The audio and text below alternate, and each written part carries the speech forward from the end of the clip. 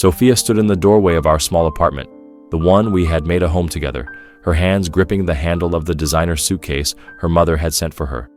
Our newborn twins lay asleep in their crib, their tiny chests rising and falling, blissfully unaware that their mother was about to walk out of their lives. And me? I stood frozen, feeling the air grow heavier with every second that passed. "You don't have to do this," I said, my voice barely above a whisper. Sophia looked at me then, really looked at me, and for the briefest moment, I saw hesitation in her eyes. It was there, the struggle, the part of her that still loved me, that still wanted to stay. But then it was gone, replaced by the cold, calculated mask she had worn ever since her mother had entered the picture. "My mother is right," she finally said, her voice sharp, almost robotic. "This life isn't for me." My stomach twisted. "This life? Life?" I repeated, barely recognizing my own voice. "You mean our life? The one we built together?" She exhaled sharply, avoiding my gaze. "You don't understand, Michael. I never should have been here in the first place. My mother—" I took a step forward, desperation clawing at my throat. "Your mother doesn't love you, Sophia. Not like I do. Not like our children do." For a second, just a second, she wavered. Her fingers tightened around the handle of her suitcase. Her lips parted as if she was about to say something. I wanted to believe that meant there was hope, that she would drop her bags and come back to me, to us. Then the sound of a car horn outside shattered whatever illusion I had left. Her mother's driver was waiting. The decision had already been made. She straightened her shoulders and lifted her chin. "I need a future, Michael. I need stability. You can't give me that." I felt something inside me snap. "I'm sorry I didn't realize love, family, and loyalty weren't stable enough for you." She flinched, but she didn't argue. Instead, she turned to look at the sleeping babies in their crib. My heart pounded. She wouldn't just leave them. She couldn't. "Sophia," I pleaded, my voice barely steady, "don't do this to them."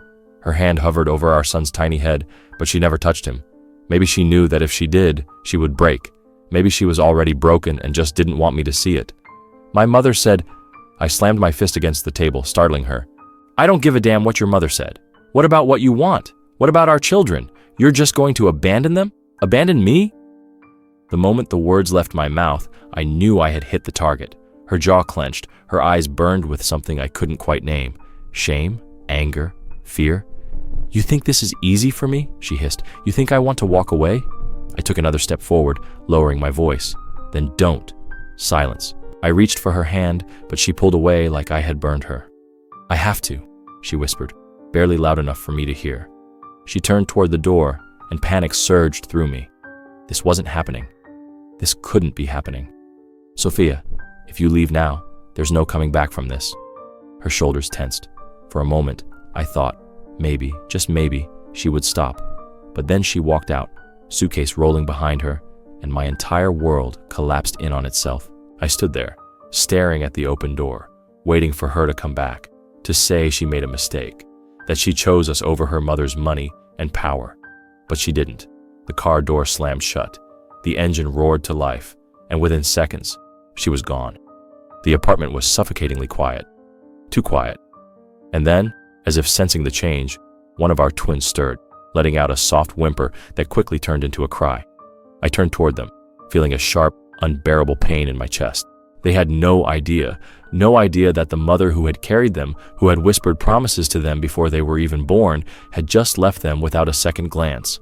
I stumbled toward the crib, my hands shaking as I picked up my daughter, cradling her against my chest. "It's okay, baby girl," I murmured, rocking her gently. "I've got you." I didn't know if I was saying it for her or for myself. I sank into the rocking chair beside the crib, staring blankly at the empty doorway. I had always imagined our future together, Sophia, me, and our twins. Late-night feedings, first steps, bedtime stories, growing old together. But now that future had been ripped away from me, all because of one woman's influence. Her mother had always hated me. From the moment Sophia and I started dating, she had looked at me like I was dirt beneath her feet. She never missed an opportunity to remind me that I wasn't good enough, that I didn't have the right family background, the right money, the right name, and she had won. I clenched my jaw, gripping my daughter tighter as I swore under my breath. No, she hadn't won, because I wasn't going to let this destroy me. I looked down at my baby girl, then at my son still sleeping peacefully. They were my family now, and no matter how hard it was, no matter how broken I felt in this moment, I was going to give them the best life possible, with or without Sophia. I pressed a gentle kiss to my daughter's forehead and wiped away a tear that had fallen onto her tiny cheek. "I promise you," I whispered, "I'll never leave you." And as the night stretched on, as exhaustion and grief threatened to pull me under, I held on to that one promise like a lifeline. I had lost my wife, but I wasn't going to lose my children. When you become a father, there's this unspoken promise you make to always be there, to protect, to provide, to love. I never thought I'd have to keep that promise alone. The first few weeks after Sophia left were brutal. No, brutal doesn't even begin to describe it. It was like being thrown into a storm with no shelter, no warning, no life jacket. Just me, struggling to stay afloat while two tiny lives depended on me for everything. Nights became an endless cycle of feedings, diaper changes, and exhaustion so deep it felt like my bones were made of lead. My twins, barely weeks old, had no idea that their mother had walked out on them. No idea that the man holding them at 3 in the morning, whispering lullabies with a voice cracked from exhaustion, was barely holding it together. And that's the thing. I had to hold it together. There was no other option. I was their father, the only parent they had left. I couldn't afford to break, but God, did I want to. Before Sophia left, I had imagined fatherhood differently. I thought I'd be sharing these moments with her, taking turns waking up for late-night feedings, marveling together at the tiny fingers and soft coos of our children, fighting over who got to hold them next. Instead, I was alone. The house, once filled with whispered dreams about our future, now felt hollow, an empty shell where my wife's absence was louder than any words she could have spoken. I can't tell you how many nights I sat in the dim glow of the nursery, my daughter in one arm, my son in the other, watching them sleep and wondering how the hell I was supposed to do this alone. How was I going to work? How was I going to provide? Would they even remember her? Would they ask about her one day? And what would I say? The thoughts were endless, relentless, suffocating. If the emotional toll wasn't enough, the financial reality hit me like a freight train. Sophia had come from money, a lot of money, and while I had always been financially stable, I wasn't wealthy by any means. We had built a comfortable life together, but when she left, she took more than just her presence. She took the security that came with being part of her world. I remember sitting at the kitchen table one night, bills scattered in front of me, calculator in hand, trying to figure out how I was going to stretch my savings. Formula, diapers, rent, utilities, it all added up fast. And the worst part, childcare was a luxury I couldn't afford. Hiring a nanny? Out of the question. Daycare? Too expensive. I could barely afford the essentials, let alone the thousands it would take to put both kids into a decent care facility while I worked. That left me with exactly one option: figure it out on my own. The thing about being a single father is that the world isn't built for us. When a woman is raising kids alone, people sympathize. They rally around her, offer help, give support. When it's a man, people assume you failed. At job interviews, I'd mentioned that I had newborn twins at home, and instead of admiration, I got doubt. "How do you plan to juggle work and childcare?" they'd ask. I had no answer. I wanted to say, the same way any mother would, I'd figure it out. But I saw it in their eyes, hesitation. A man raising babies alone? That didn't fit their image of a responsible, reliable employee. I started keeping it to myself, hiding the bags under my eyes, drinking more coffee than I knew was healthy, pushing through interviews with a desperation I hated to admit. And still, rejection after rejection. It was like the world had already decided fathers weren't meant to do this alone. One night, after another long day of searching for work, the weight of everything finally broke me. My son had been crying for an hour, my daughter refused to sleep, and I was running on fumes. I tried everything, rocking, singing, even just holding them close, but nothing worked. And then, as I stood there swaying in the middle of the nursery, feeling like the worst father in the world, my knees buckled. I sank to the floor, holding both of them against my chest, and for the first time since Sophia left, I cried. Not silent, dignified tears, ugly, shaking sobs that I couldn't stop. "I'm sorry," I whispered over and over again, rocking them as if that would somehow fix everything. I wasn't enough. I wasn't strong enough. I wasn't capable enough. I was failing them, and worst of all, I wasn't sure I had it in me to keep going. I don't know how long I sat there, but at some point, exhaustion won. My body gave in. My mind shut down, and I must have dozed off. When I woke up, it was morning. The sunlight was filtering through the window, casting a warm glow on my babies' faces. They had both fallen asleep in my arms, their tiny hands gripping onto my shirt like I was their entire world, and that's when it hit me. I was their entire world. They didn't care that I wasn't rich. They didn't care that I hadn't slept in days or that my bank account was running dry.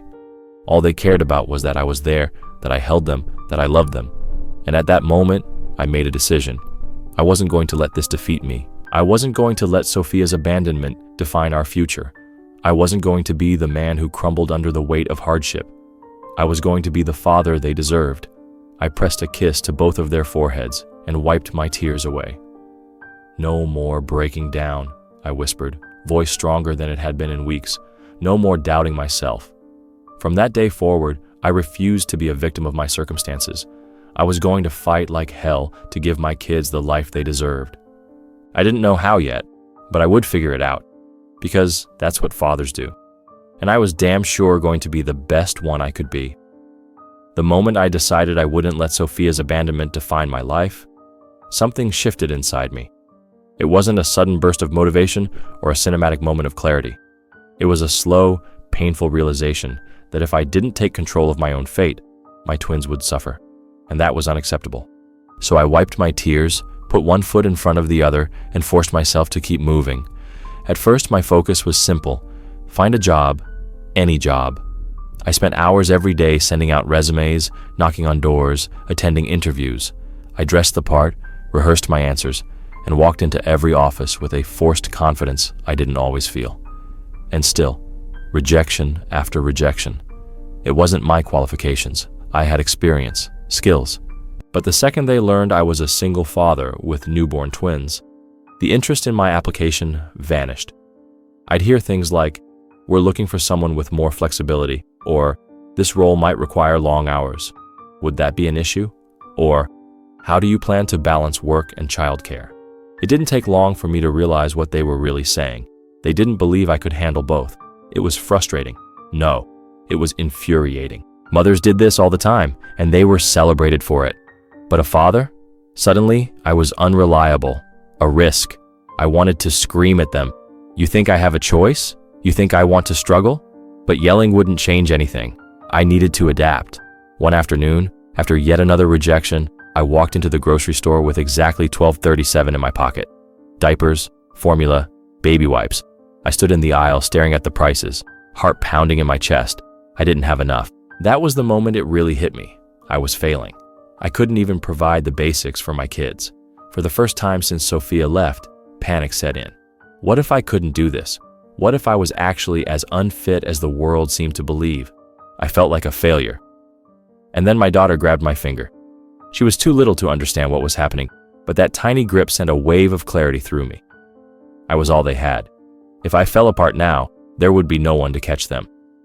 I forced myself to take a breath. There had to be another way. That night, as I rocked my son to sleep, an idea started forming. I had been applying for jobs that fit my past experience: corporate roles, office jobs, things that required long hours and childcare I couldn't afford. What if I was looking at this all wrong? What if, instead of trying to fit into someone else's world, I built something of my own? The thought terrified me. I had no business experience, no funding, no connections. But what I did have? A reason. And sometimes, a reason is enough. I stayed up all night brainstorming ideas. What was something I could do from home? Something that didn't require huge upfront costs? And then it hit me. Baby products. I had spent the past few months immersed in everything related to babies: clothes, accessories, essentials. I knew what worked, what was overpriced, what parents actually needed. I could create custom baby products, things that were functional but personal. I grabbed an old notebook and started scribbling down ideas. Personalized onesies, custom baby blankets, unique milestone markers for parents to track their baby's growth. The more I wrote, the more the idea took shape. I knew it wouldn't be easy. Hell, it would probably be the hardest thing I'd ever done. But the alternative, spending my days begging for jobs that didn't want me while my children went without, that wasn't an option. The next morning, I started small. I found a cheap supplier for blank onesies and fabric paint. I taught myself how to design and print custom baby clothing. My first attempt, a disaster. The paint smudged, the fabric bunched up. It looked like something a 5-year-old had made, but I didn't stop. I watched tutorials. I experimented. I kept trying, failing, trying again. Eventually, I got better. With my last bit of savings, I built a small online store. Nothing fancy, just a basic website with a few designs. Then I took a deep breath and posted my first ad. Days passed. Nothing. I checked my website obsessively, refreshing the page over and over. 0 sales. Doubt crept in. Had I just wasted what little money I had left? And then, a notification. My first sale. It was a small order, just one onesie customized with a baby's name. But it was everything. It was proof that someone, somewhere, believed in what I was doing. That night, as I packaged that tiny onesie, I felt something I hadn't felt in a long time. Hope. 1 sale turned into 2, 2 turned into 5. Soon, word of mouth started spreading. Mothers loved the personal touch. Friends told friends. I started getting requests for different designs. I wasn't making millions, but I was making enough. Enough to keep a roof over our heads. Enough to put food on the table. Enough to look at my kids and say, we're going to be okay. One evening, as I was finishing up orders, my phone buzzed. An email from a baby boutique owner. She had seen my products online and wanted to talk about a partnership. I stared at the screen, my heart racing. This was it. The moment I realized this wasn't just survival anymore. I wasn't just getting by. I was building something real. That night, as I tucked my twins into bed, I whispered the same promise I had made months ago. I'll never let you down. Only this time, I believed it. Because I wasn't that broken man anymore. I wasn't waiting for someone to save us. I was saving us myself, and nothing, not Sophia, not her mother, not the doubts that once consumed me, was going to stop me now. Starting a business wasn't the hard part. Keeping it alive was. Every day felt like a battle, a constant push against doubt, exhaustion, and the nagging fear that this whole thing would collapse before it had a chance to grow. But I had no choice. I was all my twins had, and that meant failure wasn't an option. I worked through the nights, my twins asleep beside me in their crib while I printed designs, answered customer messages, and figured out how to run a business on pure willpower alone. During the day, I was a father first, feeding, changing, soothing, playing. During the night, I was an entrepreneur, hunched over my tiny desk, hands stained with fabric paint, running on coffee and sheer determination.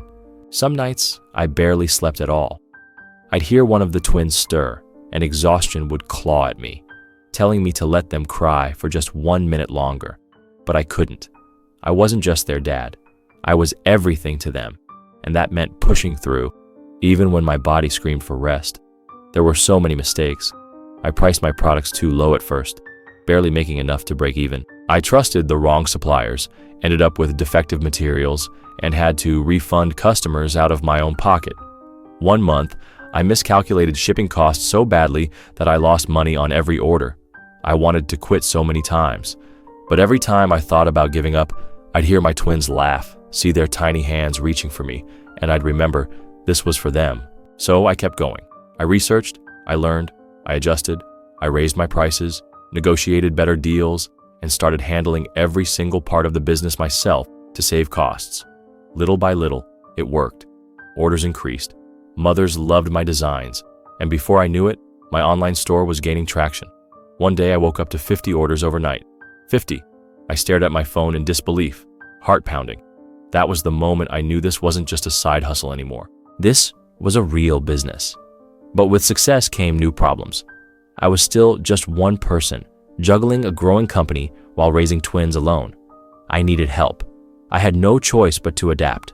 I hired a part-time assistant, someone to help process orders and manage customer service. I turned my tiny living room into a makeshift workspace, shelves lined with baby clothes, shipping boxes stacked in every corner. I had to set boundaries, dedicating mornings to my twins, afternoons to work, and nights to catching up on both. It wasn't easy. There were days I missed out on milestones, their first crawl, their first attempt at a word, because I was buried in work. The guilt ate me alive. But then one night, as I sat on the floor with them, exhausted from a 12-hour workday, my daughter reached out and touched my face. "Dada," she whispered, my first name from her lips. Tears blurred my vision. This was why I was doing it. For them, for our future, for the life I had promised them when Sophia walked out the door. The more successful I became, the more people started to notice, including Sophia's mother. One afternoon, I received an unexpected phone call. I knew the number immediately. Her. My stomach twisted, but I answered.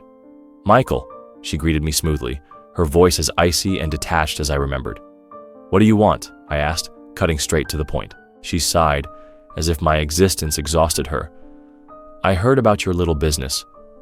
I must admit, I'm surprised. I never thought you had the capability to succeed." I clenched my jaw. I didn't need her approval. She got to the point. "Sophia has been reconsidering some things. She abandoned her children," I interrupted. "There's nothing left to reconsider." "She was pressured," her mother said, voice clipped. "She made a mistake, but mistakes can be corrected." I laughed bitterly. "Not this one." Silence. Then she lowered her voice, as if she were offering me something I should be grateful for. "Michael, if you want, I can help you. I have connections, investors. I can turn your business into something much bigger." I knew what she was really saying. She wanted control. The same way she had controlled Sophia's life, she wanted to do the same to me. "No," I said, my voice steady. "You're being foolish," she snapped. "No," I repeated. "I'm being free." And with that, I ended the call. I had fought too hard to build something on my own. I wasn't about to let the person who tore my family apart step back in and dictate my future. That night, I watched my twins sleep, feeling something I hadn't felt in years. Peace. I had started with nothing, just heartbreak and 2 babies who depended on me. Now I had a business, a home, a future. I wasn't just surviving anymore. I was thriving. And the best part? I had done it without Sophia, without her mother, without anyone but myself. I had proven them all wrong. I pressed a kiss to my son's forehead, then my daughter's. "We made it," I whispered. For the first time since Sophia left, I truly believed it. For all the years I had known Sophia, I believed she had everything: money, power, an easy life paved by privilege. But what I had failed to see, what she had failed to see, was that none of it truly belonged to her. It was her mother's world, and Sophia was merely a pawn in a game she had never learned to play for herself. After she left, I stopped thinking about what her life was like. I had more important things to worry about: my twins, my business, my own survival. But fate has a funny way of circling back, because while I was clawing my way up from the bottom, Sophia was slowly realizing that she had traded love for an empty throne. From the outside, Sophia's life looked untouched by hardship. She lived in a sprawling mansion in the most exclusive part of town, surrounded by marble floors, crystal chandeliers, and servants who catered to her every whim. She had a closet filled with designer clothes, a car that cost more than my apartment, and a mother who reminded her at every opportunity that she had made the right decision. "You would have been miserable with Michael," her mother would say, sipping imported tea from a delicate china cup. "You deserve a life of comfort." Sophia wanted to believe it. She wanted to believe that leaving had been the right choice, that she had escaped a small life in favor of something greater. But then the nights would come, and the house would be too quiet, the luxury too cold, the bed too empty. She had walked away from the only people who had truly loved her, and the weight of that decision was beginning to crush her. At first, she told herself she was just adjusting. Her mother had reassured her that it was natural to feel unsettled after such a big change, that soon she would see the benefits of her decision. And so Sophia tried to fit into this new world. She went to charity galas, shopping sprees, high society brunches, filled with women who spoke about vacations in the Maldives and the latest fashion trends. But nothing felt real. She found herself glancing at her phone more often than she wanted to admit, her fingers hovering over my name, over old pictures of us, over the last photos she had taken of our babies before she left. She never dialed. She didn't know what she would say. Instead, she buried herself in distractions. She let her mother arrange dates with wealthy businessmen, went to social events, tried to pretend she was the same Sophia she had always been. But when she lay in bed at night, the truth ate at her. She had lost something she would never get back. One evening at a lavish dinner party, someone mentioned a local entrepreneur who had built an entire business from scratch. "Amazing story," a man across the table said. "Single father, started with nothing, now his company is booming." Sophia wasn't listening at first. She was swirling the wine in her glass, barely paying attention to the conversation. Then she heard the name, Michael. Her stomach twisted. She froze, her breath catching in her throat as she tried to process what she had just heard. The words that followed hit her like a sledgehammer. Incredible guy. Built the whole thing while raising twins alone. Honestly, I don't know how he did it. He's an inspiration. His brand, Little Warriors, it's everywhere now. Sophia's hands trembled. Twins. They were talking about our children. Her children. For the first time in a long time, she felt fear, because it had never truly occurred to her that I might not have needed her after all. That maybe, just maybe, I had moved on without her. That night, she couldn't sleep. She tossed and turned in her silk sheets, her mind racing with thoughts she didn't want to have. What did my life look like now? Were the twins happy? Did they even remember her? Would I ever forgive her? Unable to stop herself, she grabbed her phone, opened her laptop, and did something she had been too afraid to do before. She looked me up, and what she found left her breathless. My name wasn't just a mention in a dinner party conversation.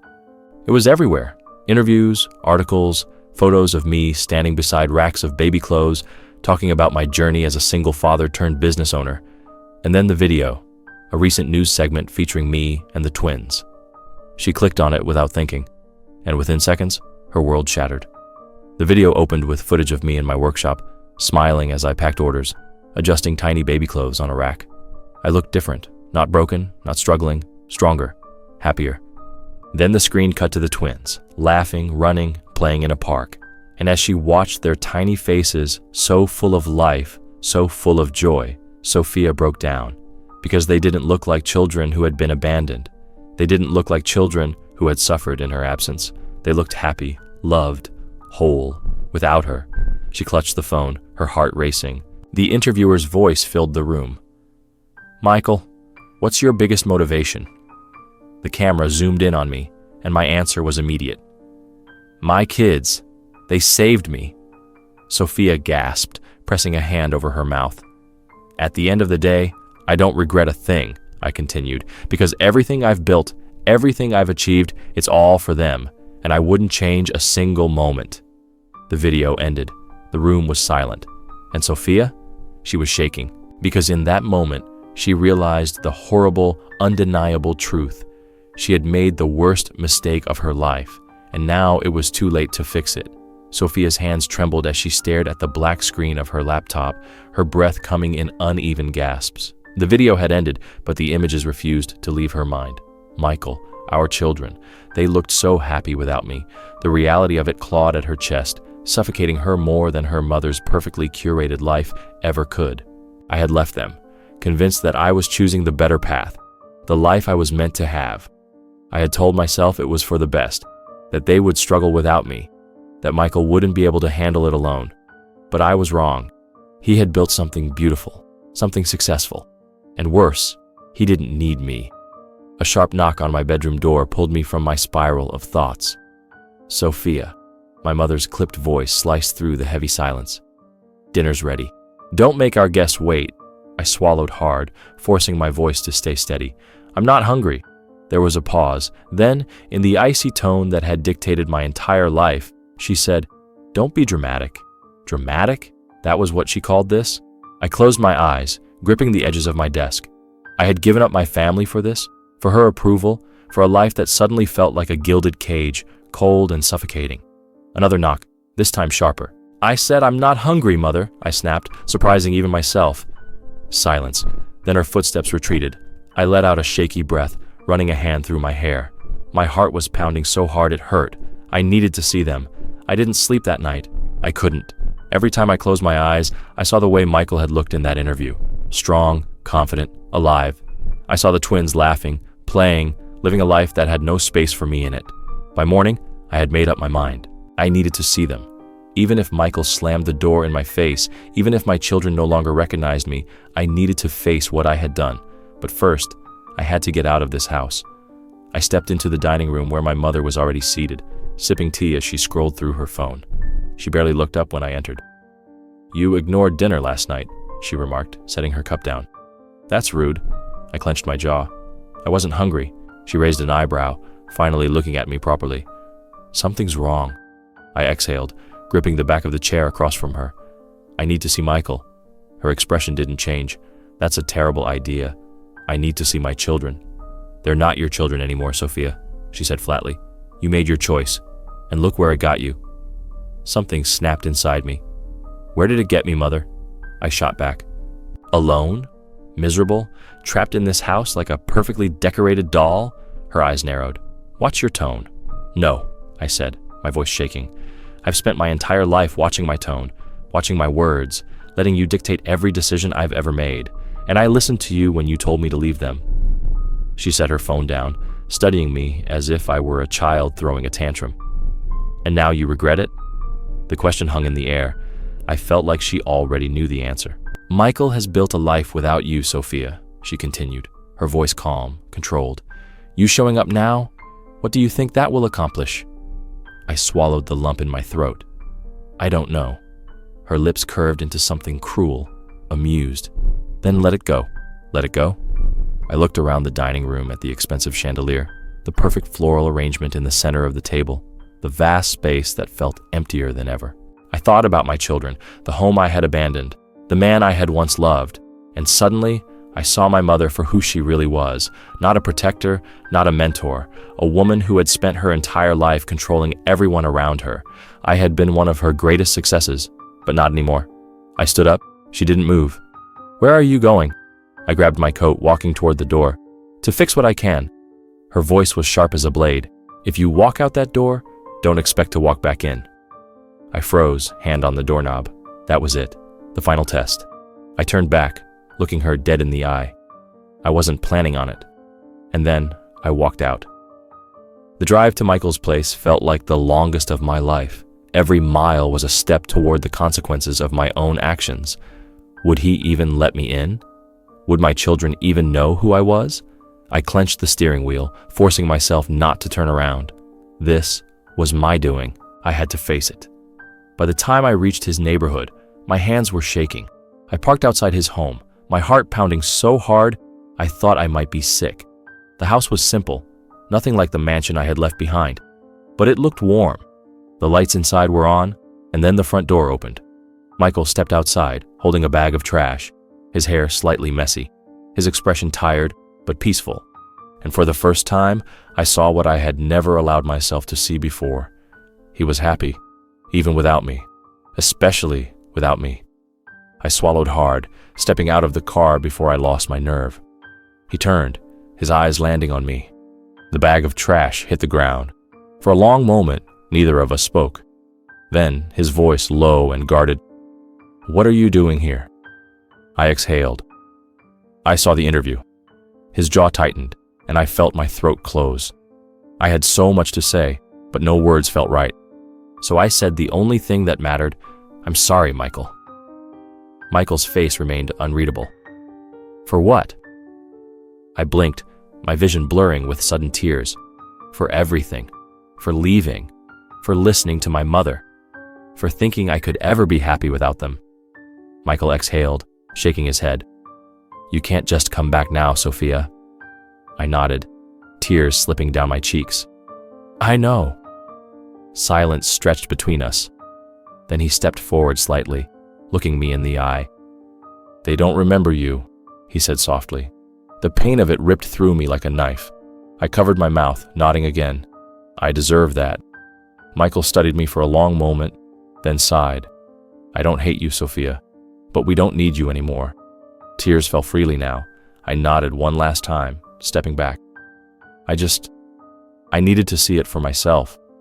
Michael said nothing, and as I turned back toward my car, my heart breaking all over again, I knew I had lost them forever. I drove away from Michael's house feeling like my entire body had been hollowed out. The night air was cool, but I could barely breathe.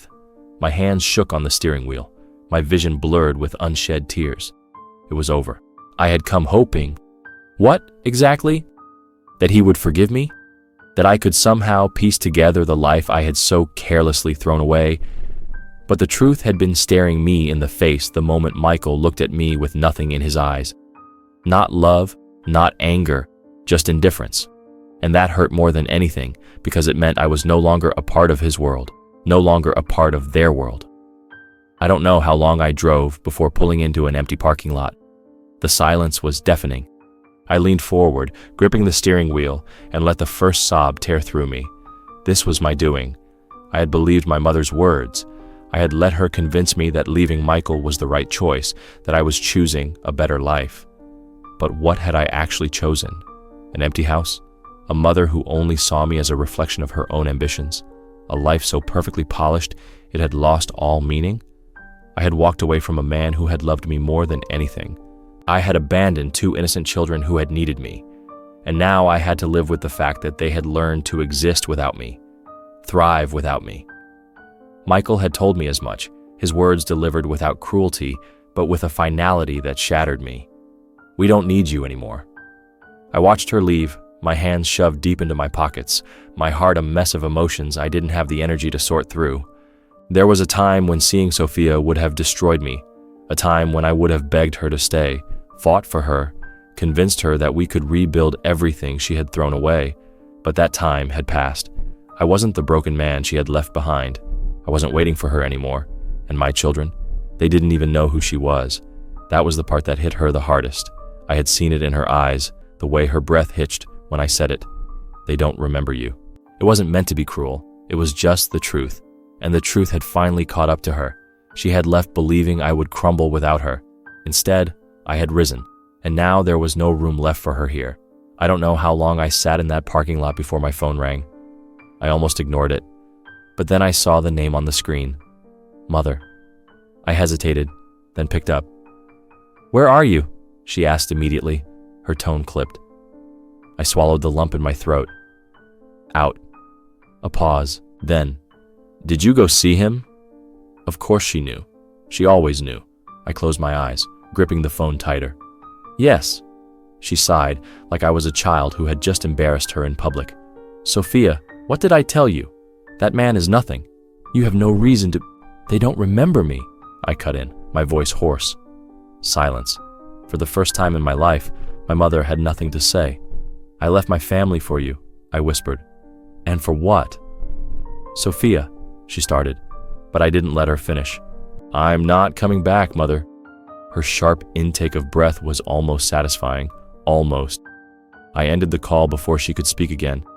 I had wasted too many years living by her rules. And for what? To end up alone? After Sophia left, I went back inside, closing the door behind me. The twins were still asleep, their tiny faces relaxed, peaceful. I crouched beside them, brushing my fingers over my daughter's soft curls. This was what mattered. Not the past, not Sophia. This. The life I had built for them. The security, the love, the happiness. I had spent too long mourning what I had lost. Now, I only cared about what I had gained. The sun was rising when I finally got back to my apartment. Everything felt different now. I had no illusions left. Michael would never take me back. My children would never know me as their mother. And maybe that was what I deserved. I took one last look at my reflection in the mirror. The woman staring back at me wasn't the girl who had left her family behind for money and status. She was someone else now, someone who had lost everything. But maybe, just maybe, that was the price I had to pay to finally be free. With one final breath, I walked away. And this time, I didn't look back. 9 and 10, moving forward. Without her. I woke up the morning after Sophia's visit, feeling lighter than I had in years. I had expected to feel something, maybe anger, maybe pain, maybe a lingering ache from seeing her face again. But there was nothing, no sadness, no resentment, just relief. Because last night had proved something I hadn't fully realized until now. I was free. Sophia was nothing more than a shadow of my past, and she had no hold over my life anymore. I had built something without her, something stronger, something unshakable, and I wasn't about to let anything or anyone disrupt it. I went about my morning as usual, made breakfast, played with the twins, answered emails from customers. It felt like just another day, which in a way was the biggest sign of all. Sophia's return should have shaken my world, but it hadn't. I had already rebuilt my life, and now I was moving forward. That afternoon, I had a meeting with a group of investors who were interested in helping expand Little Warriors into retail stores. 5 years ago, I wouldn't have even imagined something like this. Back then, I was just a struggling single father trying to make ends meet. But today I walked into that meeting as a man who had earned his place in the world. The deal was a success. When I left the office, I checked my phone, scrolling through emails from customers, parents thanking me for what my business had done for them. And as I read those messages, a realization settled deep in my chest. This was the life I was meant to have. Not one trapped under someone else's expectations. Not one spent chasing after people who never valued me. This, my children, my business, my future. That's all I needed. I didn't see or hear from Sophia after that night. I don't know where she went. Maybe she tried to fix things with her mother. Maybe she left town. Maybe she stayed, watching from a distance as we continued on without her. But it didn't matter anymore. She had made her choice, and we had made ours. The past was the past, and I had no reason to look back. That night, as I tucked the twins into bed, I found myself pausing by their cribs, just watching them sleep. Two little miracles who had saved me in ways they would never fully understand. They didn't need to know how hard it had been. They didn't need to know about the nights I had spent crying, about the rejections, about the fear that had nearly swallowed me whole. All they needed to know was that I had never given up on them, and I never would. As I turned off the lights and stepped out of their room, I felt something settle inside me, something strong, something unshakable. This was my life, and it was just getting started.